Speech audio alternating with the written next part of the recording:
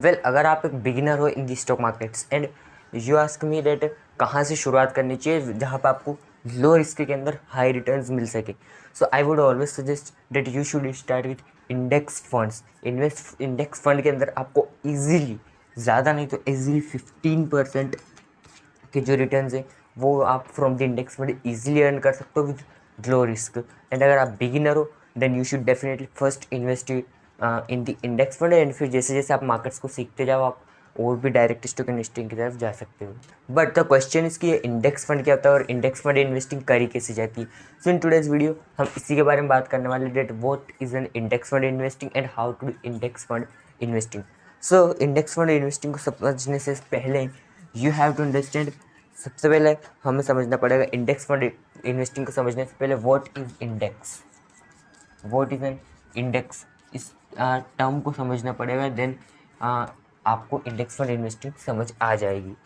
Index क्या होता है? So an index is a method to track the performance of a group of assets in standardised वे।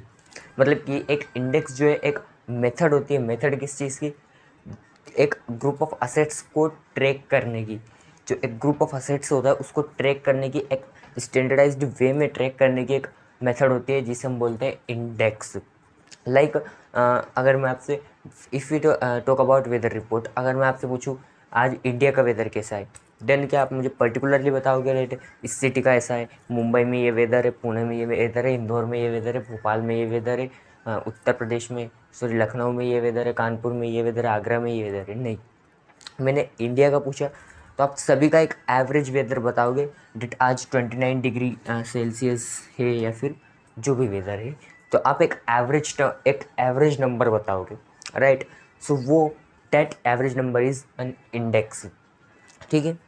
सो ये तो था index. Now in the stock markets देखो 5000 से ज़्यादा कंपनीज लिस्टेड है स्टॉक मार्केट के ऊपर, BSE NSE के ऊपर 5000 से ज़्यादा कंपनीज लिस्टेड है। एंड अगर हमें पता लगाना है दैट मार्केट कैसा परफॉर्म कर रही है, अपवर्ड जा रही है, डाउनवर्ड जा रही है, बुलिश है, बियरिश है, देन हम अगर पर्टिकुलरली हर एक कंपनी का देखने जाएंगे तो 5000 कंपनीज़ है, बहुत टाइम कंज्यूम होगा, बहुत टाइम लगेगा, एंड फिर भी हम एक्यूरेटली नहीं बता पाएंगे कि मार्केट ऊपर जा रही है नीचे जा रही है।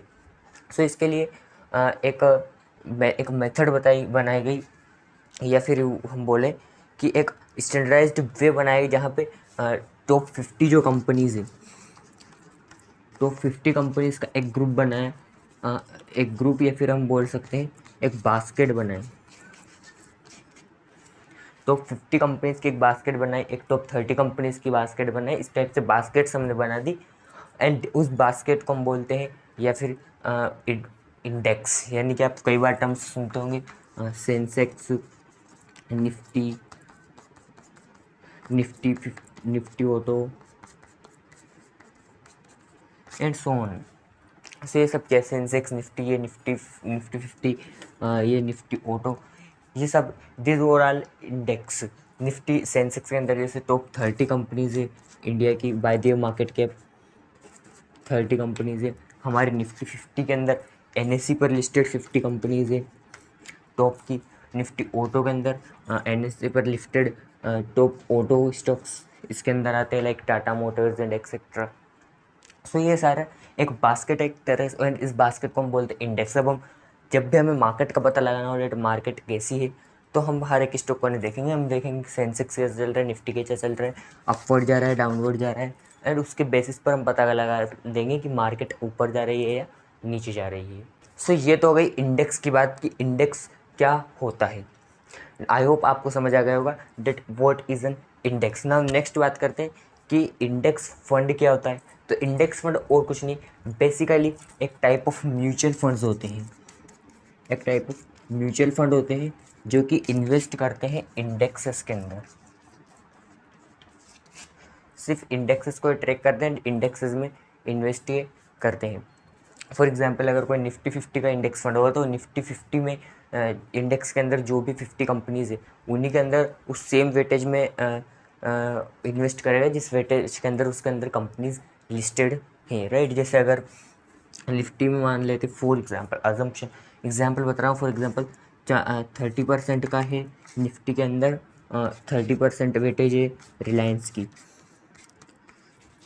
तो ये जो इंडेक्स फंड होगा हमारा वो 30% इन्वेस्ट करेगा रिलायंस में, फॉर एग्जांपल 2% है HDFC की, तो ये इंडेक्स फंड 2% अपना इन्वेस्ट करेगा HDFC के अंदर। तो सेम वेटेज के अंदर वो उस इंडेक्स फंड के अंदर इन्वेस्ट करेगा एंड सिर्फ उसी को ट्रैक करेगा। अब जैसा कि आपको बताइए दैट जो इंडेक्स है उनको साल में 2 बार यानी हर 6 महीने में एक बार रिव्यू किया जाता है और उसके अंदर चेंजेस किए जाते हैं। तो अब मान लेते हैं 10 कंपनीज है और इस महीने फर्स्ट मंथ इस महीने 2 कंपनीज को यहाँ से हटा दिया। फॉर एग्जांपल के लिए हम मान लेते हैं, कोई भी 2 एग्जांपल ले लेते हैं, जैसे कोल इंडिया को और एक रिलायंस इंडस्ट्रीज़ का एग्जांपल ले लेते हैं। इन दोनों कंपनीज़ को हटा दिया एंड इनकी जगह 2 कंपनीज ऐड करी ABC और XYZ। तो क्या अब जो ये इंडेक्स फंड है ये भी सेम करेगा कि कोल इंडिया और RIL से अपना इन्वेस्टमेंट निकाल के ABC और XYZ में लगाएगा? The answer is yes, because ये पूरी तरह से ट्रैक करेगा इस इंडेक्स फंड को। तो इसके अंदर जो भी कंपनीज आएंगी उन सभी में ये इन्वेस्ट करेगा, जो भी निकलेगी उनसे अपना पैसा निकाल के जो भी नई कंपनी आएगी उसमें इन्वेस्टमेंट करेगा। दैट इज इंडेक्स फंड पूरी तरह से इंडेक्स को कॉपी करता है। एक हमारा इंडेक्स फंड एंड एक टाइप ऑफ म्यूचुअल फंड ये होता है। बट अब क्वेश्चन आता है कि हमें इंडेक्स की ज़रूरत ही क्यों है, why do we need indexes? So इसका फर्स्ट रीज़न है that with the help of index it's easy to track the market performance. Easy to track market performance, हम इससे मार्केट कैसा परफॉर्म करे इस चीज़ को ईजीली ट्रैक कर सकते हैं। मैंने पहले बताया डेट हमें पता लगाना है कि मार्केट अभी किस तरह से चल रही है, मार्केट्स अच्छे हैं या नहीं है। तो हम हर एक स्टॉक का देखने जाएंगे, बहुत टाइम लगेगा। लेकिन हमने देख लिया कि निफ्टी जो है हमारा करंट टाइम पर हमारा निफ्टी गिर रहा है, हमारा सेंसेक्स गिर रहा है।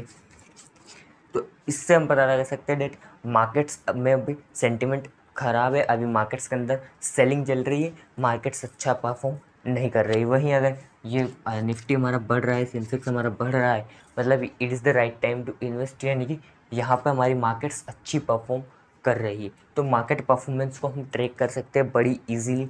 इसके अलावा sorting of good goods, sorting of good stocks, of good stocks, अच्छे स्टॉक्स को इससे सॉर्ट कर सकते हो। बिकॉज इंडेक्स के अंदर एक इंडेक्स में वही कंपनीज को रखा जाता है जो निफ्टी 50 इंडेक्स है, उसके अंदर उन्हीं 50 कंपनीज को, जो सेंसेक्स है उसके अंदर उन्हीं 30 कंपनीज को रखा जाता है जो कि अच्छी कंपनीज होती है, फंडामेंटली स्ट्रॉन्ग होती है, बड़ी कंपनीज होती हैं। तो इससे हमें स्टॉक्स को इजीली हम फाइंड कर सकते हैं, अच्छे स्टॉक्स को हम फॉर द इन्वेस्टमेंट पर्पसेस। हम सिर्फ इंडेक्स में देख सकते हैं दैट इंडेक्स में ये कंपनी है, तो उससे हम बड़ी इजीली सॉर्ट कर सकते हैं अच्छे स्टॉक्स को। And the third is that it reflects market sentiment. Reflects मतलब कि इससे आपको मार्केट के अंदर अभी कैसा सेंटिमेंट चल रहा है उस चीज़ का आप पता लगा सकते हो। ये पॉइंट थोड़ा बहुत सिमिलर है फर्स्ट वाले पॉइंट से, ठीक है। तो कैसे पता लगा सकते हो, उसके लिए एग्जांपल के लिए आप साइड में ये टेबल देखो। मैं ज़रा अपने लैपटॉप पर आपको साइड में एक टेबल दिखाता हूँ। सो मिनट ये तो यहाँ पे इस टेबल के अंदर एक साइड हमारा index Nifty 50 and S&P and BSE Sensex, और ईयर टू डेट परफॉर्मेंस दूसरी साइड दी गई है, ठीक है। जहाँ निफ्टी 50 जो है वो हमारा ये अप्रैल 2020 का जो क्लोजिंग सेशन था उसका ये डेटा मैंने आपको बता रहा हूँ फॉर एग्जांपल। तो यहाँ per year to date Nifty 50 जो था वो -26.59%, 26.59% तक अप्रैल 2020 तक जो हमारा निफ्टी 50 था वो गिरा, और जो हमारा S&P एंड BSE सेंसेक्स था वो 26.07% गिरा। मतलब कि इस टाइम पीरियड के अंदर, इस एक साल के अंदर मार्केट सेंटिमेंट्स ख़राब थे, मार्केट्स के अंदर सेलिंग चल रही तो थी। तो इसके थ्रू हम अपने इन्वेस्टमेंट को जो है प्लान कर सकते हैं। तो मार्केट सेंटिमेंट्स का इससे हम पता लगा सकते हैं। अब ये क्यों गिरा? बिकॉज कोरोना वायरस इस टाइम के दौरान आया था अप्रैल 2020 के टाइम पर, तो उसकी वजह से इम्पैक्ट पड़ा था। एंड करंटली भी मार्केट्स डाउन जा रही है, वो क्यों जा रही है उसका रीज़न हम किसी और वीडियो के अंदर डिस्कस करेंगे। सो मार्केट यहाँ पर कोरोना वायरस आया था, उसका इम्पैक्ट पड़ा था, मतलब मार्केट सेंटिमेंट्स बिगड़े थे इसकी वजह से, कोरोना वायरस की वजह से, तो इसलिए निफ्टी और सेंसेक्स हमारा नीचे गया है। तो मार्केट सेंटिमेंट्स का आप पता लगा सकते हो इससे। चौथा एक पैरामीटर मिल जाता है हमें कंपैरिजन के लिए, पैरामीटर फॉर, मतलब कि पैरामीटर मिल जाता है कंपैरिजन के लिए, यानी कि अगर आप कहीं भी इन्वेस्टमेंट करने जा रहे हो, ठीक है, आप किसी पर्टिकुलर स्टॉक में इन्वेस्ट कर रहे हो, फॉर एग्जांपल आप यहाँ पे आईटीसी के अंदर इन्वेस्टमेंट कर रहे हो। आईटीसी का आपने देखा कि आईटीसी का जो एवरेज रिटर्न्स है वो यहाँ पे आईटीसी ने मान लेते हैं 22% के रिटर्न्स दिए, और हमारा जो इंडेक्स है निफ्टी का इंडेक्स, निफ्टी 50 इंडेक्स, इसने 15% रिटर्न्स दिए। वहीं दूसरी तरफ एक और कोई स्टॉक हम ले लेते हैं, फॉर एग्जांपल कोई भी एक पर्टिकुलर स्टॉक ले लेते हैं। पहली बात ये कोई स्टॉक रिकमेंडेशन नहीं है, दूसरी आप जो भी ले रहा हूँ मैं सब एग्जांपल के लिए ले रहा हूँ। तो दूसरा एग्जांपल हम ले लेते हैं दैट HDFC बैंक का ही ले लेते हैं। तो मान लेते हैं HDFC ने रिटर्न्स दिए 10% के, ठीक है। अब आपके पास में, अब आप चाहते हो डेट आप HDFC के अंदर इन्वेस्ट करो, बिकॉज डायरेक्ट स्टॉक इन्वेस्टिंग में रिस्क ज़्यादा है। तो आप HDFC की तरफ जाओगे, आप देखोगे पहले, और निफ्टी इंडेक्स फंड जो है निफ्टी हमारा, उसके अंदर रिस्क कम है। तो आप चाहते हो डायरेक्ट स्टॉक इन्वेस्टिंग करो ताकि आपको ज़्यादा रिटर्न मिल जाए, बाय भले ही रिस्क ज़्यादा हो। तो आप यहाँ कंपेयर करोगे कि HDFC ने 10% के आपको रिटर्न्स दिए, जबकि निफ्टी ने आपको 15% के रिटर्न्स दे दिए। मतलब कि आपका जो सेफर इन्वेस्टमेंट है इंडेक्स, उससे कम रिटर्न्स HDFC दे रहे हैं, तो आप वो रिस्क नहीं लोगे, वो डायरेक्ट स्टॉक इन्वेस्टिंग नहीं करोगे, ठीक है। वहीं दूसरी तरफ आपने देखा कि ITC आपको 22% के रिटर्न्स दे रही है, भले उसमें रिस्क ज़्यादा है, तो आप चाहो तो ITC में इन्वेस्ट करोगे, ठीक है। अगेन बोल रहा हूँ, कोई स्टॉक रिकमेंडेशन नहीं है, सारे पैरामीटर्स एग्जाम्पल के लिए लिए हैं। तो एक पैरामीटर फॉर कंपैरिजन आप कर सकते हो। आप इन्वेस्टमेंट से पहले एग्जांपल आप FD में भी सोच रहे हो, FD में जाने का, जहां आपको 7% का रिटर्न मिल रहा है। अब आपके पास में कंपैरिजन के लिए है कि 7% यहाँ मिल रहा है या 15% मिल रहा है, तो आप कंपेयर दोनों को करके उसके अकॉर्डिंग अपनी इन्वेस्टमेंट्स को प्लान कर सकते हो। और जो थर्ड पॉइंट है उसके अंदर कई सारे लोग कन्फ्यूज हो जाते हैं। देख डेट म्यूचुअल फंड और इंडेक्स फंड सेम होते हैं, बट द आंसर, हाँ, एक तरह से इंडेक्स फंड भी होता तो म्यूचुअल फंड ही है, बट सेम नहीं होते हैं। इसका एक कंपैरिजन हम देख लेते हैं, डेट म्यूचुअल फंड और वर्सेस इंडेक्स फंड, ठीक है। तो इसके कंपैरिजन के लिए साइड में आप टेबल देखो, इसका स्क्रीनशॉट भी आप चाहो तो ले सकते हो। तो पहला तो म्यूचुअल फंड जो है वो मैनेज होता है एक्टिवली मैनेज्ड, एक्टिवली एक परफॉर्मिंग फंड मैनेजर्स के द्वारा, ठीक है। यहाँ एक टेबल ले लेता हूँ, या फिर टेबल साइड में आपको दिख ही रही है। तो म्यूचुअल फंड को मैनेज किया जाता है एक्टिवली परफॉर्मिंग फंड मैनेजर्स के द्वारा, इसको मैनेज करते हैं। जबकि दूसरी तरफ जो हमारा इंडेक्स फंड है वो जो है अपने बेंचमार्क इंडेक्स को फॉलो करता है, तो इसको कोई भी फंड मैनेजर को ज़्यादा मैनेज करने की ज़रूरत नहीं, बिकॉज एज इट इज़ जो इंडेक्स के अंदर है उसके बेंचमार्क इंडेक्स में उन सिमिलर स्टॉक्स को कॉपी करना है एंड यहाँ पे पेस्ट करना है। तो ये इंडेक्स फंड जो है उसके अंदर कोई भी फंड मैनेजर एक्टिवली काम नहीं करता है, पैसिवली होता है। उसके बाद में म्यूचुअल फंड जो है वो उसकी रिस्क डिपेंड करती है म्यूचुअल फंड की, जो उसका फंड मैनेजर, उसकी एक्सपर्टीज़ कितनी है, उसकी नॉलेज कितनी है, उसकी स्किल्स कितनी है, इन चीज़ों के ऊपर। जबकि जो हमारा इंडेक्स फंड है वो कम रिस्की होता है, बिकॉज ये इंडेक्स मार्केट बेंचमार्क को फॉलो कर रहा है, और इंडेक्स जो है वो इसके अंदर वो टॉप कंपनीज आती है जो कि पूरे देश को चला रही है, पूरे देश की सबसे बड़ी बड़ी कंपनीज है, तो वो डूब ही नहीं सकती, और वो डूबी तो पूरा देश ही डूब जाएगा। तो इसकी वजह से ये कम रिस्की होते हैं इंडेक्स फंड। और म्यूचुअल फंड के अंदर अगर फंड मैनेजर अच्छा हो, उसकी स्किल्स, उसका नॉलेज अच्छा है, तो अब तो वो ठीक है, और अगर वो नहीं है तो वहाँ रिस्क बहुत ज़्यादा है। इसके अलावा म्यूचुअल फंड्स के अंदर एक्सपेंस रेशियो कंपैरेटिवली ज़्यादा होता है, इंडेक्स फंड में कम होता है, बिकॉज म्यूचुअल फंड में फंड मैनेजर को उसकी कमीशन जा रही है, उसका मेहनत का पैसा जा रहा है, लेकिन इंडेक्स फंड में ज़्यादा कुछ एक्सपेंसेस होते नहीं, तो यहाँ एक्सपेंस रेशियो ऑलमोस्ट ज़ीरो होता है या फिर नेग्लिजिबल होता है। वही जब आप म्यूचुअल फंड में इन्वेस्ट करते हो तो आपको बहुत ही ज़्यादा रिसर्च करने की ज़रूरत पड़ती है, जबकि इंडेक्स फंड में आपको ज़्यादा रिसर्च नहीं करनी है, सिर्फ कुछ ही चीज़ें देखनी है आपको, like tracking error, tracking difference और एवरेज रिटर्न्स। इसको हम आगे समझने वाले हैं इस वीडियो के अंदर। ना what are the advantages of index fund investing, ठीक है। इंडेक्स फंड इन्वेस्टिंग के एडवांटेजेस क्या हैं? So advantages, advantages. तो इसके क्या क्या एडवांटेजेस होते हैं इंडेक्स फंड इन्वेस्टिंग के। सो द फर्स्ट एडवांटेजेस कि इसके अंदर आपको म्यूचुअल फंड के कंपैरिजन में कम फीस देनी है, लेस फीस, ठीक है। म्यूचुअल फंड के कंपैरिजन में आपको कम फीस देनी है एक इंडेक्स फंड के अंदर, बिकॉज इसका एक्सपेंस रेशियो कम होता है एक इंडेक्स फंड का। इसके अलावा यहाँ पर आपको कम रिसर्च चाहिए, यू नीड मिनिमल रिसर्च, ये भी एक एडवांटेज है। बहुत ज़्यादा रिसर्च नहीं भैया, अगर आप एक बिजी पर्सन हो, कोई स्टूडेंट हो आप, या आप कोई जॉब कर रहे हो, आपको इतना टाइम नहीं है कि आप रिसर्च करो, तो यहाँ पे आपको कम रिसर्च में आप इंडेक्स फंड में डाल दे, कोई ज़्यादा रिसर्च इसके अंदर नहीं करनी है एक इंडेक्स फंड के अंदर। इसके अलावा एक सेफर इन्वेस्टमेंट है, ठीक है। Third one is safer investment.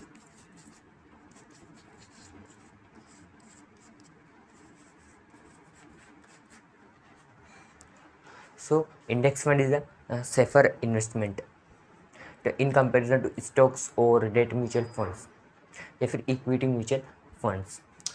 साथ में आप इसके थ्रू इंडेक्स फंड में जब आप इन्वेस्ट कर रहे हो तो you invest in growth of the nation.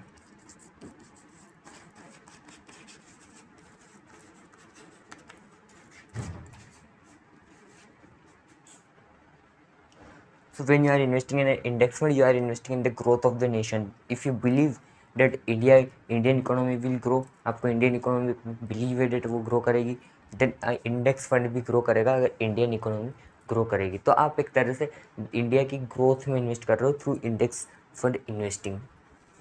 Now we understood that what are the advantages of index fund, how index fund work, mutual fund versus index fund, then what is index fund। तो अब time है that how to invest in index fund, ठीक है।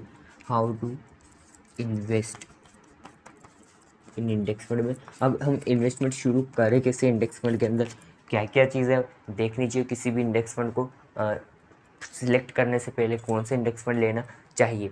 सो the first thing you should check is कि देखो directly तो आप invest कर नहीं सकते, सो आपको इंडेक्स फंड का म्यूचुअल फंड खरीदना पड़ेगा उस इंडेक्स का। जैसे अगर निफ्टी 50 में आप इन्वेस्ट करना चाहते हो, निफ्टी 50 इंडेक्स फंड में डेट, तो आपको निफ्टी 50 का इंडेक्स म्यूचुअल फंड लेना पड़ेगा। आप सेंसेक्स में करना चाहते हो, सेंसेक्स का इंडेक्स म्यूचुअल फंड लेना पड़ेगा। तो सब फर्स्ट चीज़ जो आपको देखनी है वो है एवरेज रिटर्न्स।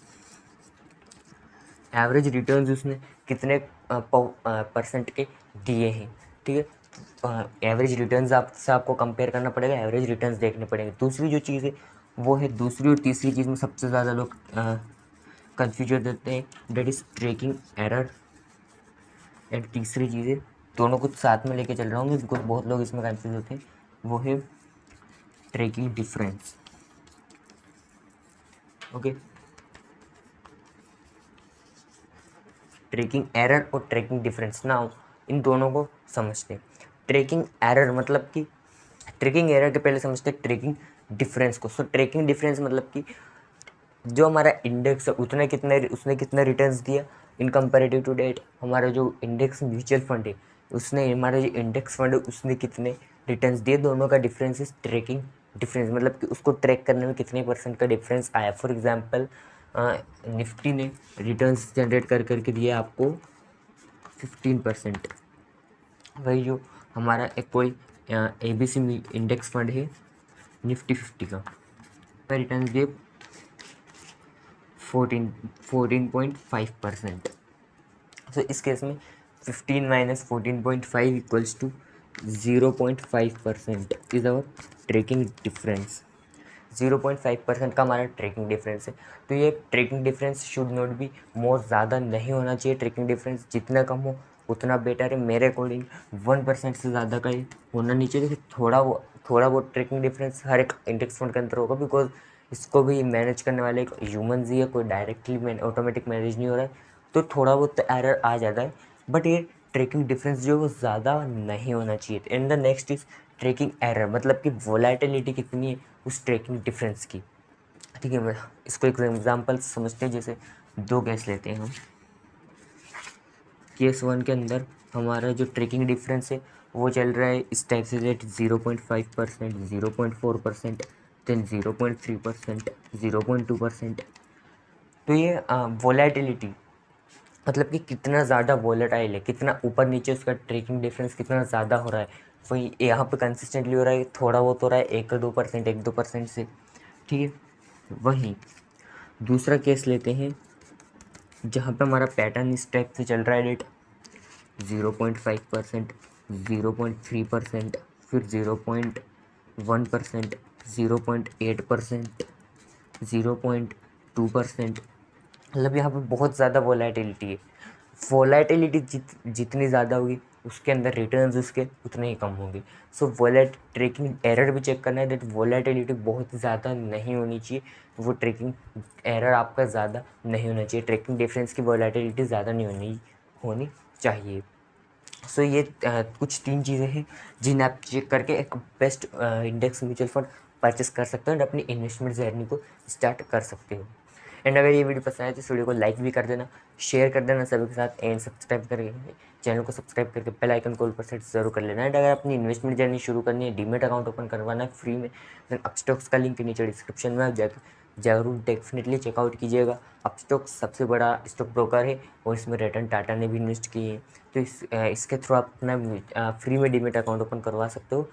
सो मिलते हैं नेक्स्ट वीडियो में नेक्स्ट फाइनेंशियल टॉपिक को आपकी कप ऑफ टी बनाने के लिए। तब तक के लिए